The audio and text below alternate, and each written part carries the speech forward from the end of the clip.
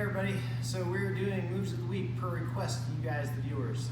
Dante out in San Francisco requested how to deal with a knee cut pass.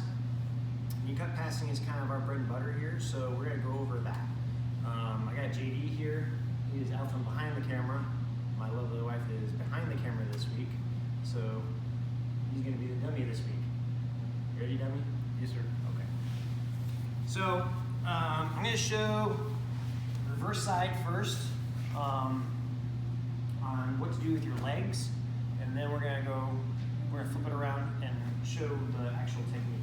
So when JD does the knee cut, he's gonna put a staple down, and we're gonna use what's called a coyote half.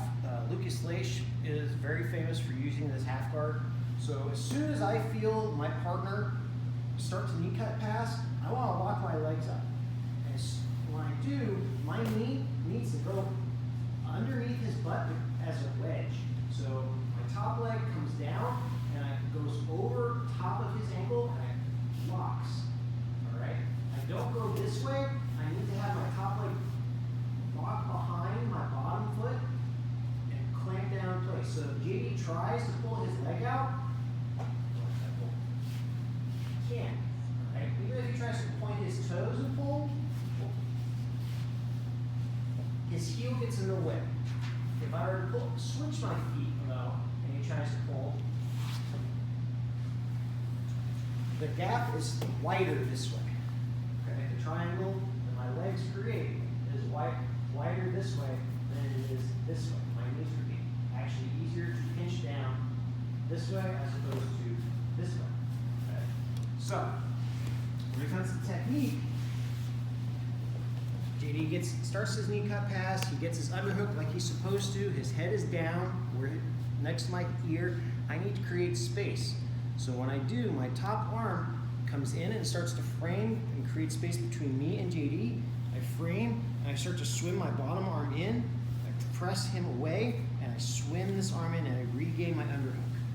Once I do, I get my underhook back on his hip. I never want to come up high because I don't want JD to have this whizzer.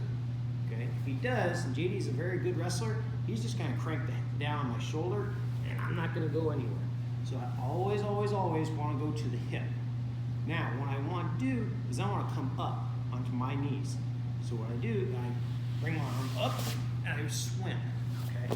I don't want to bring my arm close to JD because he's just going to grab my arm and pull me back down. So I ask a question to the teacher, and I bring my arm behind, and I come up to my knees. Now, my leg that's closest, that's my left leg, is gonna step behind JD. Much like what we did with our turtle escape, I step behind JD's legs, and I start to drive. And my right leg trails behind, and I pass his guard, and I flatten him out. Now, my hand is stuck underneath JD's hips. This hand is going to come underneath and I underhook, and I peel that hand out, and I secure top position.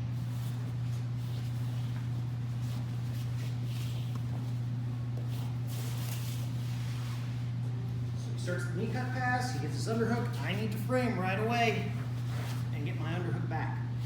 I come up, I step, and I drop. As soon as I get my hand underneath his hips, I need to secure my underhook.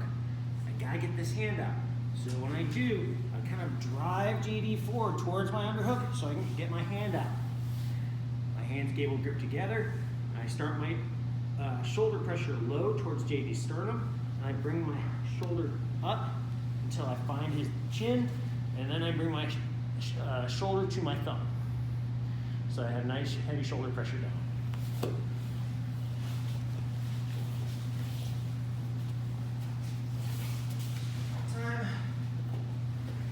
JD's nice and heavy, driving onto me. I create a frame with my hand. My other one frames. When you frame, I have to create a good structure. So I frame, and I create a secondary frame to keep the pressure off of me. Now, I big swim, and I go to the hip. I don't have to grab the gi.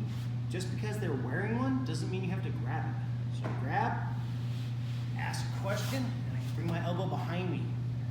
I start to come up. I step behind. I drive. the arm. My hand comes out, I gable grip, I come underneath, I secure my top position.